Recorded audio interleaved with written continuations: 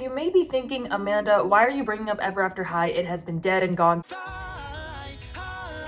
since 2016, despite those that claimed otherwise. Why are you bringing it up now? Well, that's because I miss it. It made me feel something. And not nearly enough people talked about it even when it was at its prime. For what it was, Ever After High was literally exquisite. And by that I mean it's a doll line created by Mattel, right? So any TV shows or movies related to Ever After High would mainly be to market the doll line by giving them lovable characters. But despite that, in my opinion, Ever After High went above and beyond and gave us a lot to work with in terms of plot and character development that I didn't expect. Plus, they also gave us some snazzy tunes.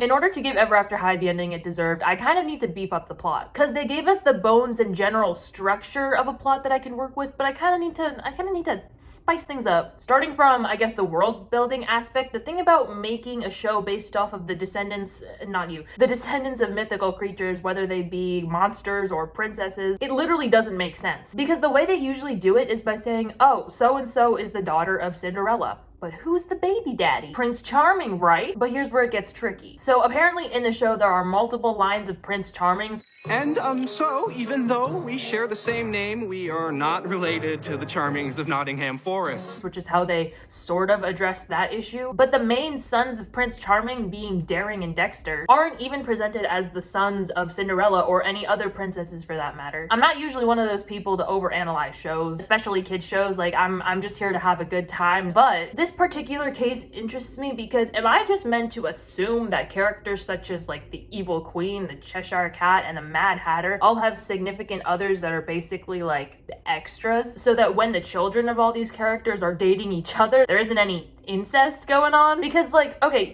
do you understand my logic? Like, if Prince Charming and Cinderella got together, then the daughter of Cinderella and the son of Prince Charming would be siblings, right? So then if they were to get together, no. Like, these princes and princesses of the original fairy tale would get together, right? But their kids can't solely be the daughter of the mother and the son of the father, unless the characters could reproduce on their own, which is a concept. I'd almost go as far as to say that Ever After High would make the most sense if we just assumed that the characters could reproduce on their own. But that just brings more questions. Like, why would the children be any different from the parent, genetically speaking? But it also gets more complicated because sometimes the mom and the dad are mentioned, like in the case of Cerise, where Little Red Riding Hood said fuck it and went for the furry. You're probably not supposed to think about the parents this hard, but like, it does make me wonder because it's so spicy. Like who got down and dirty with Humpty Dumpty? You know? Also, who got down and dirty with the White Rabbit? Because from what I understand, he is fully rabbit, but has a daughter that's part human, part rabbit, which leads to some conclusions. Anyway, listen, if I was writing the show, now hear me out because this is kind of weird and dark, I'd say that every famous fairy tale character would get assigned some random common or peasant, and then they would reproduce. That way there probably wouldn't be any incest, right? And everyone would be able to follow their destiny. And the label of being the son or daughter of one famous parent wouldn't be inaccurate because that's the only parent worth mentioning. And they're not the sons and daughter of both Cinderella and Prince Charming. You know, it's literally one or the other in that case. In the case of Cerise, where you go against the grain and decide to mingle with who you please, you kind of screw over your kid in the sense that now Cerise wouldn't necessarily have a wolf enemy. Like, she'd just be Little Red Riding Hood and the wolf at the same time. Like, there's no conflict in the fairy tale until they remembered and decided to bring out Cerise's sister that they never mentioned until this point. Don't you just love when sisters come out of nowhere for no really good reason? But now that I'm thinking about it, Little Red Riding Hood and the wolf's case is kind of unique because they weren't meant to get together. So they could just have two kids to fill both of the roles and call it a day, you know what I mean? Also, since Ever After High gender bends some of the characters like Pinocchio and the Mad Hatter, you wouldn't need to control gender, but you may need to control how many kids you have. You would have to have at least one for the story to continue, but what if you have twins or decide to have multiple kids? I feel like it would be interesting to see what the kids who don't have a fairy tale to follow do with their lives, like Poppy and Dexter. Well, I don't know if Dexter actually has a role. It's never really explained, but at least for Poppy, she is a royal and a rebel. Being a rebel or a royal is totally exciting. So, I'm going to flip the script and choose both sides. I feel like there could be some more angst and maybe even jealousy, like a Mufasa Scar type of situation. Anyway, in conclusion, my ideal ever after high society would be a totalitarian regime where the famous fairy tale characters cannot legally reproduce with anyone other than their assigned peasant, and they can only have one kid with said peasant. The exceptions to this rule, like having twins or having more than one kid or not reproducing with the peasant, would be like what the show would focus on, because rebelling against the law is spicy. The incentive to following the law would be the risk of everyone poofing or disappearing if they don't follow their role/destiny. Speaking of which, the show implies that the original fairy tale characters like Snow White went to Ever After High. It is my honor to welcome back our most successful graduate, our beloved queen, Snow White. Which doesn't make sense to me because I thought that they were the first generation. Surprisingly enough, it makes more sense to me if the parents like did their fairy tale thing and then they built Ever After High specifically for their kids, so that like Raven and Apple would be the first class of Ever After High. I don't know, I feel like that's how it should be. Okay, finally we're gonna get to the actual plot of Ever After High and how I want it to end. Woo! Finally. So the plot of Ever After High begins by introducing the Storybook of Legends, and once you sign it, you're like magically bound to follow in the footsteps of your parents. But like, listen, I really like the whole concept of Raven and all the rebels not wanting to sign the Storybook of Legends, and then Apple and all the royals wanting to sign the Storybook of Legends, because, you know, it just makes sense. Like, why would you willingly want to sign up to be the villain of the story where you can have your little moment of scheming before you're locked in prison forever? That doesn't sound appealing. And as for the royals, if you told me that I could live the life of my dreams, just like, you know, well, I don't know what the life of my dreams is, but if you told me that I could live the life of my dreams by just signing a piece of paper, pass me the quill, my dude. But then it gets really interesting because you have some of the rebels who have an incentive to sign like a page of the Storybook of Legends that's not their own in order to gain different and better destinies, such as Duchess and Courtly. Ash, this is gonna knock you down the royal rankings. But don't worry, I'll take your place. And your happily ever after. Or some royals have an incentive not to sign the Storybook of Legends because they aren't willing to sacrifice like friendship or love, such as Briar and Ashlyn. You haven't signed the Storybook of Legends yet. You wouldn't be the first person to question your destiny. I mean, I already signed, and I kinda wish I hadn't. It's not as easy as you make it sound, Apple. What's not? Following our destinies. But Briar, we all have our part to play. Easy for you to say, Apple.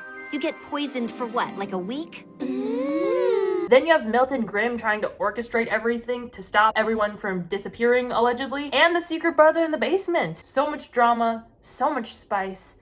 God damn. In conclusion, the Legacy Day arc, like, I really wouldn't change a thing. True Hearts Day, I also wouldn't change much. I think it's definitely a cool arc because, like, you know, in my version, the original fairy tale characters wouldn't have a script because they would be the first generation. See, they got to choose love, and now they're assigning all their kids to, like, predetermined matches. Like, obviously that's not gonna work. The heart wants what it wants. That just fosters more incentive not to sign the Storybook of Legends, and I love it. And then we have Thronecoming, and I think Thronecoming is probably my favorite arc. The girls got to experience each other's fairy tales. They got to see different perspectives. We love that. And then Giles got out of the basement and got to see some sun. I love that for him. The thing I wonder about though is why did the evil queen hide the Storybook of Legends? It could make sense, but the show doesn't actually explain. It does not walk you through. And if you do not walk me through, then I'm not with you. I can't get there. But here would be a solution, right? The evil queen hid the real Storybook of Legends because she doesn't want to subject herself and possibly her offspring to failure. The problem is that in the show, it kind of shows the evil queen hiding the Storybook of Legends while she was attending Ever After High, which I guess wouldn't make that much sense because was she already thinking about herself and her daughter at that point? But if she were to hide it later on, like how would she even do that? Because she was trapped in the mirror realm, right? I mean, like if we're following that logic, how did she even reproduce while she was in the mirror realm? I loved how in this arc, Briar just found the real Storybook of Legends legends and threw it down the nearest well. Like, excellent problem solving skills, queen. Hashtag girl boss. Now we have Spring Unsprung. That was a fun ride, a little wacky, a little silly. I did love it, but it did feel kind of like a filler because like it basically confirmed that the Storybook of Legends was in Wonderland. I mean, at least we got to see Kitty's mom a bunch. Now, here's where I'm going to change the story somewhat substantially. And this is how we start the ending of my dreams. First of all, I would completely get rid of the epic winter arc. It wasn't super spicy. Not that it was meant to be spicy, but like if there's no spice, I'm not with you. I really didn't like how Daring was put with Rosabella. Like I would rather he be with Cerise. Like, where did that go? I don't mind him being the beast, but was not a fan of the ship. But anyway, epic winter, gone. But like I said before, the backstory of Legacy Day, True Hearts Day, and Thronecoming would be this strict society that Milton Grimm orchestrates where there are strict rules about who you can have kids with and how many kids you can have, with the purpose of these children of the fairy tale characters following in the footsteps of their parents. Now, the interesting thing about Milton and Giles Grimm are that I'm pretty sure they're not actually fairy tale characters. Like, the brothers Grimm, aren't they the people who created the fairy tales? So the big twist of my version would be that this first generation of fairy tale characters like Snow White, the Evil Queen, etc. would literally be created by Milton and Giles Grimm, which maybe it's how it actually is in the show, and that's just lore that I don't know. So basically my idea is that when Milton and Giles Grimm like write all of these fairy tales just pop up and exist through magic, right? And then those characters, the first generation, are bound to follow their destinies because that's how they were written up until happily ever after. But the thing is, the end is just the beginning, you know what I mean? So then when it gets to that point, their destinies are unknown, but then they're like actual living beings that can choose their own destinies at that point. I would say that this concept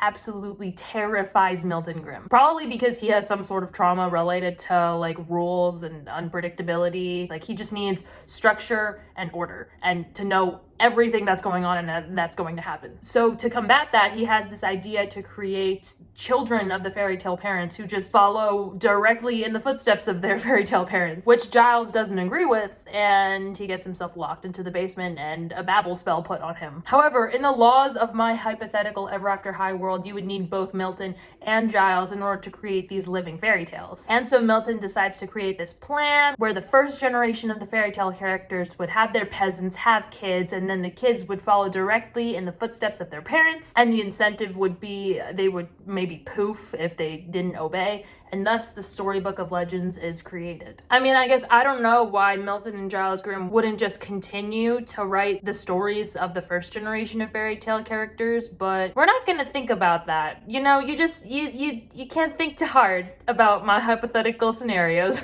So anyway, right, you have this new society created by Milton Grimm where there are strict rules, you gotta obey or you might get poofed, and there's the Storybook of Legends that they're all prepping to sign since a young age. And then maybe I would have True Hearts Day happen before Legacy Day just to like stir up some rebellion, you know, before Legacy Day happens, you know what I mean? And then Legacy Day comes and Raven doesn't sign, and then everyone realizes that you don't immediately go poof. Maybe Milton would make something up and give her some ultimatum like, oh, if you don't sign before the end of your high school experience, then you'll go poof. But I don't know. So he'll make something up, right? But here's the kicker.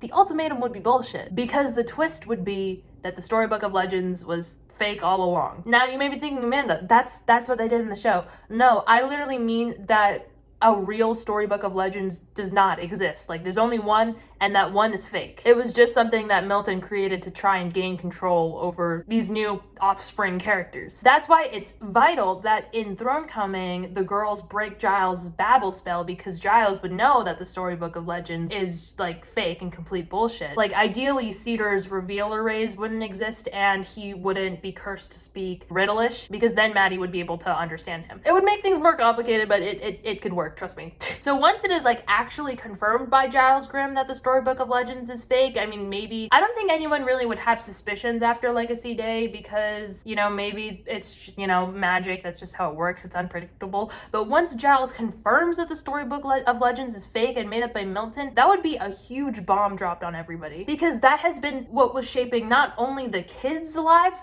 but the parents as well. Because remember, the parents had to have all these sacrifices, you know, regarding the hypothetical peasant reproduction scenario. But that gives you a lot to work work with because everyone is probably going to be really traumatized. There may be people like Raven who are honestly like pretty happy with how things turned out. Like, she doesn't have to sign this book. She can just create her own destiny. I want to write my own destiny. Then there might be people who are super distraught that their lives aren't set in stone, like Daring, for example. And then there may be those who are in straight denial, like Apple, maybe. What I would love to see with Apple is her slowly transforming into a villain in her efforts to create her happily ever after. The irony, bro, come on. That would lead her to breaking the evil queen out of the mirror realm and so on. Now, you may be saying, Amanda, that's what actually happens in the show, but I want to see her go full on crazy. It would also make relationships and like love lives more spicy because now there's freedom. Maybe some couples would have to grapple with whether they were actually in love with each other or they just convinced themselves that they were because that was their destiny. And it would also be awesome to explore like LGBTQ plus characters and how they could date who they want and not be subject to the heteronormative confines that their parents were bound to. So while all this is going on, you know, everybody's freaking out over the fake Storybook of Legends, what I didn't mention is that Milton Grimm put a little curse on the Storybook of Legends. So it's not actually real. Like, once you sign the Storybook of Legends, you're not magically bound to your destiny, but some sort of curse is put on you once you sign it. I don't know why, but it just makes things more spicy. The purpose of that being, you know how Raven and Briar and Maddie just like went and experienced each other's stories while they were trying to get the scrolls to fix Giles Grimm's Babel spell? Well, okay, so the girls all collect the scrolls and then they go to see Giles and break his spell. While they're doing that, your good pal Briar goes, breaks into Milton Grimm's office, steals the Storybook of Legends, and throws it down a well. Because at that point, you know, before Giles' Babel spell is broken, everyone still thinks the Storybook of Legends is real. So then if there wasn't a curse put on the people who have already signed the Storybook of Legends, then the Storybook of Legends would just be useless. So now the fact that Briar threw the Storybook of Legends down the well is a problem because now they need to destroy that book in order to break the curse. Then Spring Unsprung and Way to Wonderland would happen, and maybe those that signed the book would start to feel the effects of the curse, or maybe, I don't know, something bad happens along that journey, because then Briar would feel really guilty about throwing the Storybook of Legends into the well in the first place. And listen, I was not impressed by her balcony scene confession. Like, I want a breakdown. I want tears. And also because Dragon Games happened after the Storybook of Legends like disappeared, I would rather that arc happen in conjunction with the Way to Wonderland arc. Like, a lot would be happening, but it would be spicy. Like, minus the dragons, maybe while Way to Wonderland is happening, Apple isn't a part of that journey, but is actually breaking the evil queen out of the mirror realm. That way, when Raven and everybody destroys the book, the evil queen would be causing mayhem and destruction. And then people will be wondering if the ability to choose your own destinies is a good thing because all this destruction can happen and there's no guarantee that good will win. Do you see where I'm going? Like, don't get me wrong, I do want good to win in the end, but before the evil queen is defeated, I low-key want someone to pass away. You know me, you gotta keep the angst train going. It could be Apple, but then I would just be absolutely putting Apple through the ringer, which could be all the more tragic because in the beginning, Apple like was a good person. Like, she genuinely wanted to be good. She wasn't faking, but then one moral dilemma after the other to get what she wants. Like, the end justifies the means, and then she just spirals, and bro, that would be so good. Anyway, I know all of that wouldn't happen, and it didn't happen because, you know, it is a kid's show and I threw in a lot of unnecessary angst. But I love angst. I think the show could continue after the Storybook of Legends is destroyed and the evil queen is defeated, but as we've seen in the show, once the Storybook of Legends magically disintegrates into every character and then the story continues after that, the stakes are a lot lower, and that's why arcs such as Epic Winter just fall short of my expectations. Even though I changed a bunch of stuff, if you think about it, I didn't really change too much per se. I just made the backstory angstier, you know, and just made things more angsty in general. The fact that I didn't have to change that much about Ever After High to make it my ideal show kind of says a lot. This is basically my tribute to Ever After High because I do in fact miss it. But at the end of the day, I'm glad it ended the way it did because, you know, the end is just the beginning. Anyway, thanks for watching, y'all. Bye.